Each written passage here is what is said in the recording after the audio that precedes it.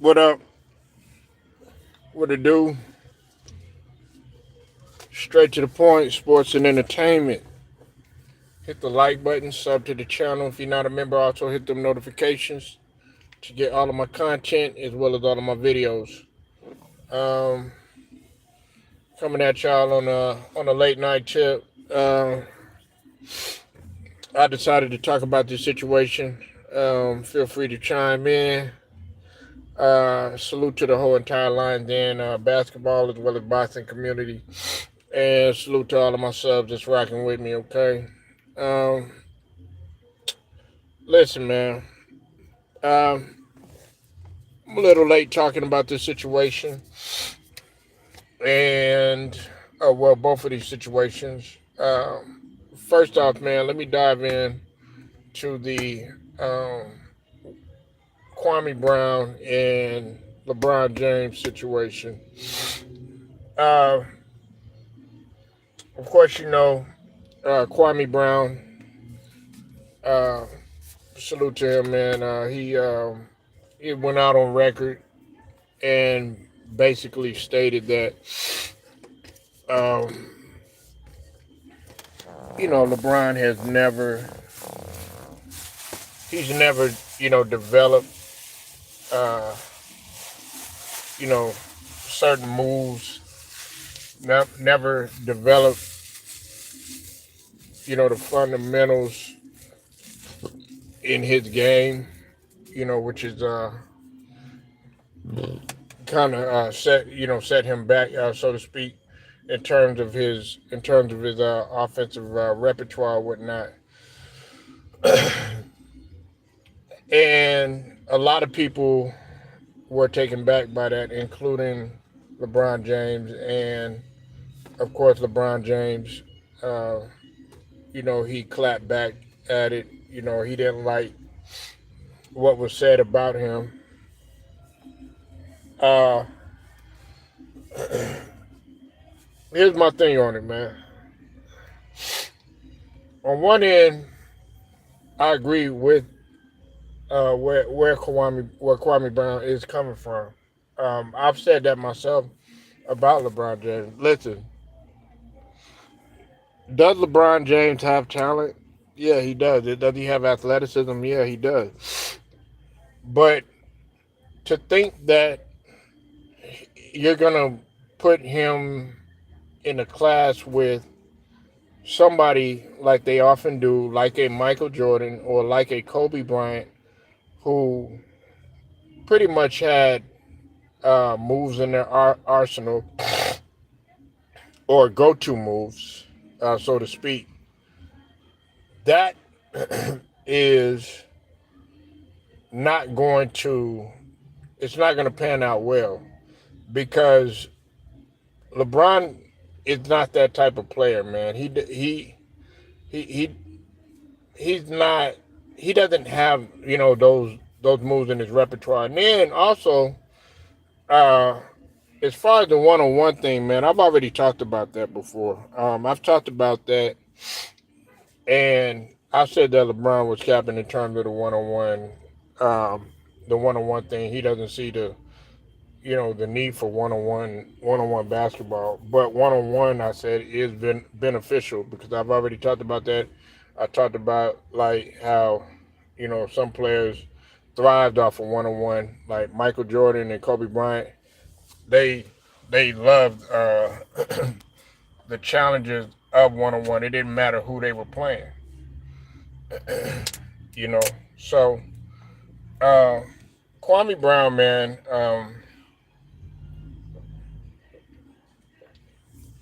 A lot of people, especially the LeBron fans, they're very upset, and what he's speaking is true.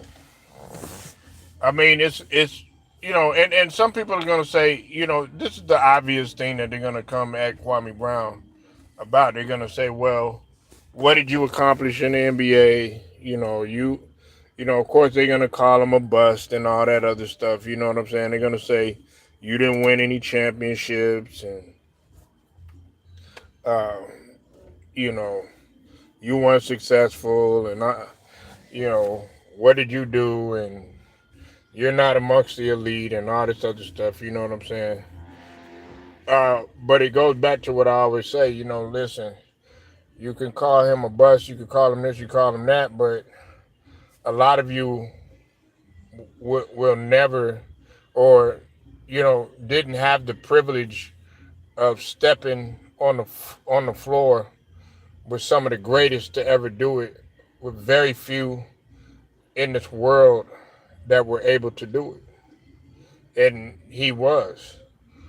Listen, making the NBA, man, is not an easy thing to do by any stretch. You know what I'm saying? It's easy to get on here on the keyboard and type and call this person a bust and call that person trash and da da da da.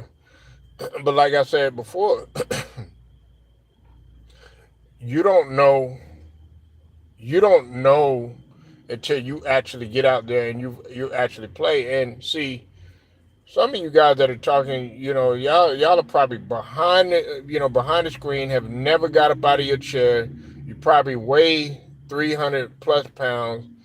Yeah, you're probably short as hell.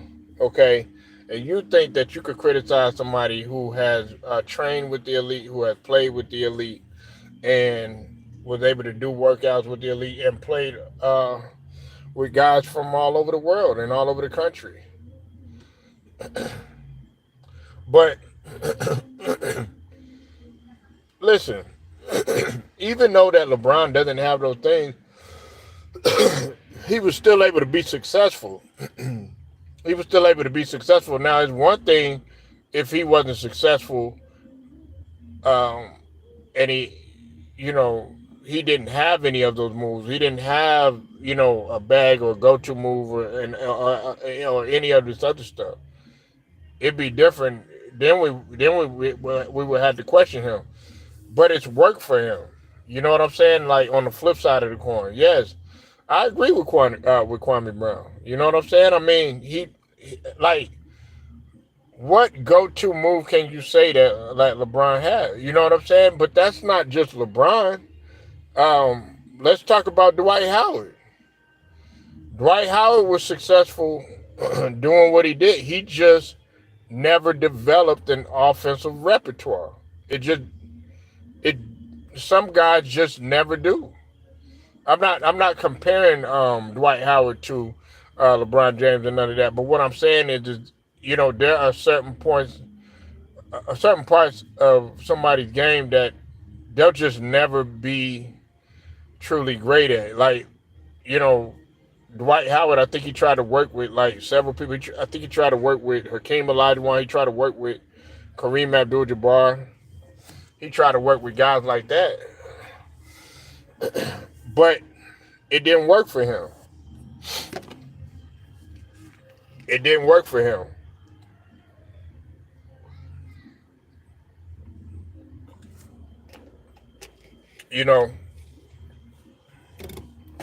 But I mean, he was still successful. He was still able to get 4 rings. Some people don't count one of them, but he nevertheless he got 4 rings.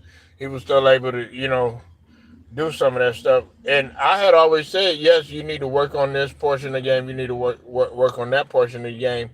That way it'll balance out. It's just it was the same thing. Everybody got weaknesses in their game. Everybody got holes in their game.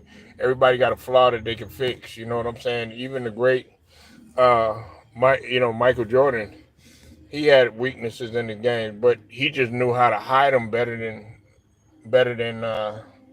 some others. You know what I'm saying? But like I said, he'll still go down as one of the greatest to do it. Now, some people calling him the GOAT and all this other stuff. I don't agree with that, but he'll go he'll go down as one of the greatest to do it. So, I don't understand why people are so upset at what Kwame Brown had to say. And believe it or not, Kwame Brown has a right to talk about it. Kwame Brown has played in the NBA. He's played at the highest level. Now, a lot of people are gonna, they're constantly gonna criticize him, and they're gonna say, okay, well, you weren't successful because of the name, the bust, and the narrative that Stephen A. Smith had pushed about him being a bust and all that other stuff. Okay, well, we understand that, but I'm always gonna go back. When you bring that up, and when you bring that up about a guy like Kwame Brown, I'm gonna say this. I'm gonna say, where have you played? What was the highest level that you played on? And if you tell me either, well, I never played, or I've never, suited up and played in an officiated game, or I played, city league or something like that. No, what you have no right to really criticize. You don't have no right to say anything. And that goes for Kwame, that goes for Gilbert Arenas, some of the guys that are on YouTube, you know what I'm saying? Even the brother Tiki TV, because he's played at a high level. You know what I'm saying? And I mean, he's played at a higher level than some of you. Some of you have never even played. I know guys, you'll ask them, hey, have you played in this game, or have you played, in this league or something like that? And you have never in your life been blessed to play at all. You know what I'm saying? You weren't gifted. You didn't quite have the genetics. You didn't quite have the know-how, the skill. And if you did have those things, you didn't have the hard work and the dedication that some of these guys had, and also with a little bit of luck.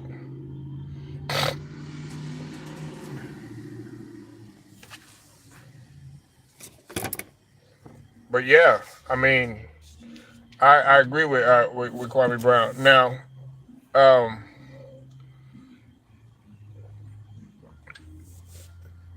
LeBron's career is not over yet, just yet. And also, this is what I say to LeBron. Now, I know, it's coming to a close and everything. And what I would say to LeBron is, go ahead. And what I've always said is, stop listening to everybody. Well, you can listen to it, but, let it motivate you. A lot of times, what I see, with LeBron, he lets it bother him, and he lets it, he lets it make him fold under pressure, rather than running to the smoke and running to the fire and getting better. And you got to let that stuff motivate you. If somebody tells you, okay, yeah, you don't have no skill, or you don't have this, or you don't have that, well, that's what you should do what you can to prove them wrong. And the reason why I brought up his career is coming to a close is because he's pretty much set. LeBron is set in his ways now. Telling him to, okay, yeah, you need to improve, at 40 years old or something like that. His game is just gonna be what it's gonna be. You know what I'm saying? Right now, at this stage of the game, LeBron really doesn't need to be focusing um, on like skill or fundamentals or anything like that. At this stage of the game, he should be thinking, for one, about the life after basketball. You know what I'm saying? He should be thinking about, transitioning, and also being more of a mentor, and showing guys, how it is to be a professional and stuff like that at this stage. You know what I'm saying? Along with showing guys how to get in there and work and stuff like that, and also being a motivation and an inspiration. But to ask LeBron to go out there and improve on fundamentals and develop a go-to move, and at 40 years old, that's highly unrealistic. That's highly unrealistic. That's going to happen. He's pretty much accomplished everything that he need to accomplish. Do I see him getting another ring? No, I don't. But if I'm wrong about that, and the Lakers do happen to pull off the unthinkable and win a championship, hey, I'll come over here and I'll say that I was wrong.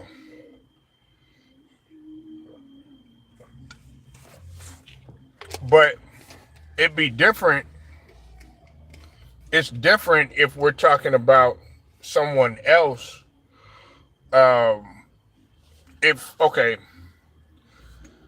like for instance, if we're talking about like Anthony Edwards, he's got room for improvement because he's still young. His game is still growing. He's not even he hasn't even reached I don't think 2025 yet, if I'm not mistaken. I don't think he's even 20 the age of 25 yet. You know what I'm saying? So he's still got a ways to go. He's got room for improvement. If you're talking about young guys like that, or Ja Morant, or SGA, who's still a little bit young, these guys still have room to grow. But if you're talking about like LeBron and like KD, guys like that, these guys have already been in the league for quite some time, and they their game has pretty much already peaked to whatever it is that it's gonna be.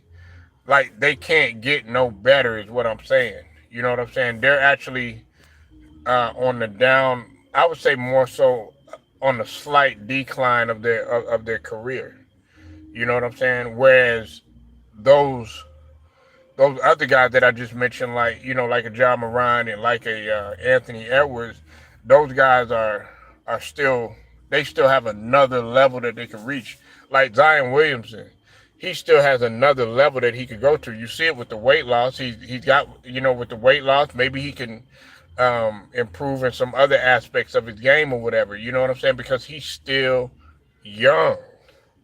LeBron James cannot get any better. And like I said, at this point in time of his career, he needs to focus on being a mentor. He needs to be more of a motivator. He needs to be more of an inspiration rather than trying to get in there and still think that you could play at at 40 years old the same way that you did when you were 20 years old.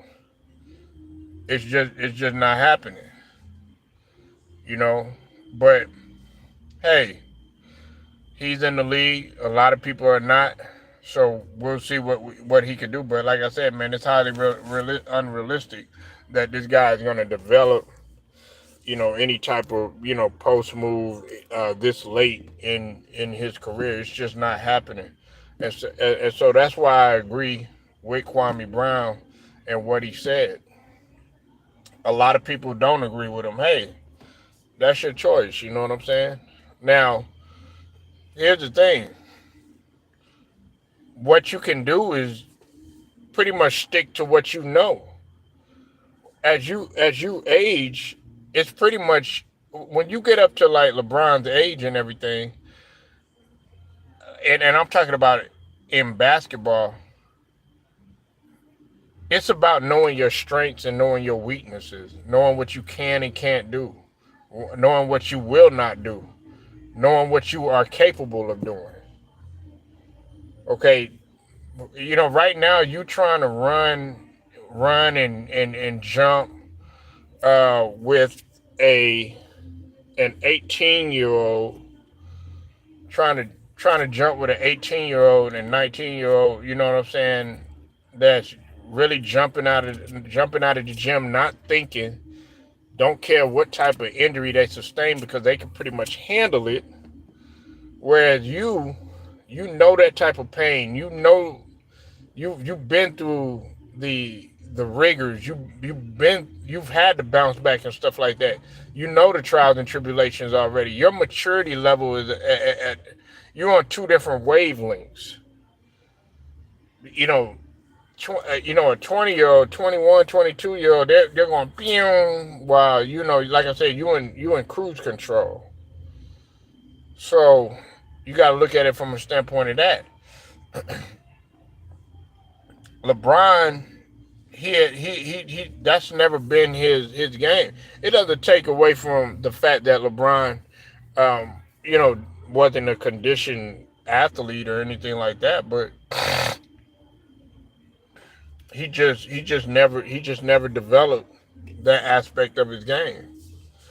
You know what I'm saying? Whether it was a post move or some of the go to moves that Kwame was talking about.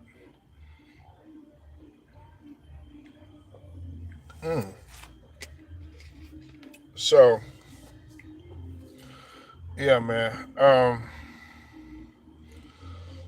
lot of people are gonna get sensitive. A lot of people are gonna get mad. Now, I wanted to talk about Teresa Witherspoon. Um, Teresa Witherspoon was was fired today uh, by the Chicago Sky. Um, she was the head coach of the Chicago Sky. Um, we know that we all know the situation. Chicago Sky, unfortunately, their season came to a close, especially after losing Angel Reese for the rest of the season. Okay, she had only been there, a year. Uh, like she was done wrong, man. You know, she was done wrong. Now, of course, I don't know. I'm gonna have to do some more investigating as to what truly went on behind the scenes. You know what I'm saying? Because on the outside looking in, we might have been like, "Hey, she was good. She was a good coach for those girls." Of course, Angel Reese, she voiced her displeasure about the situation or whatever. You know what I'm saying? Um, you know, People got to understand that her and Angel Reese, although it looked at times like they might have hated each other and all this other stuff, it wasn't even like that. She truly had a tremendous respect for Teresa Witherspoon or Teaspoon, and of course, she did not want her to be fired. She still wanted her to remain the coach there. And a lot of people feel like now that she's gone, this might have this might have cost the Sky a, their best player. You know what I'm saying? You know, she's gonna be disgruntled possibly by bringing in somebody else or whatever. Now, this is what I say to Angel Reese. What you have to do is you just got to roll with the punches. It's gonna be hard. I know that it's a difficult thing, but at the same token, you have to go ahead and you have to roll with the punches. It is a business still. Maybe they didn't see. Maybe there was some other people that voiced their displeasure behind Teresa Witherspoon's back. You know what I'm saying? And I wouldn't be surprised. I wouldn't put it past any of the players there. You know what I'm saying? Because sometimes they wanted to talk about something in private that they felt like, okay, they really couldn't discuss in front of them, or get it out on the table or something like that. Or maybe they've all have tried to mediate a situation to where, okay, hey, this is what we need to do or whatnot. But still, a year is not enough time for a coach to put together continuity and chemistry. It's just like the same thing. with Frank Vogel. It's the same thing that happened, with Frank Vogel, and with Bradley Beal and um, Kevin Durant and Devin Booker. You know, like I felt like Frank Vogel was done wrong. You know what I'm saying? You're getting a guy that was a champion there. You're getting a guy that had been through the rigors. You're getting a guy that had been in the NBA and been on NBA teams. It's not like you getting a JJ Redick who doesn't who's never coached an NBA game, and all of a sudden he gets to coach in one of the story franchises with all that pressure on him, with all that media coverage, with constantly being talked about and everything like that. He's gonna be on the hot seat. So I just felt like Teresa Witherspoon, man, she was done wrong. But she'll get another job. I think she will get another job. As a matter of fact, I think she was an assistant, if I'm not mistaken, with New Orleans for 4 years.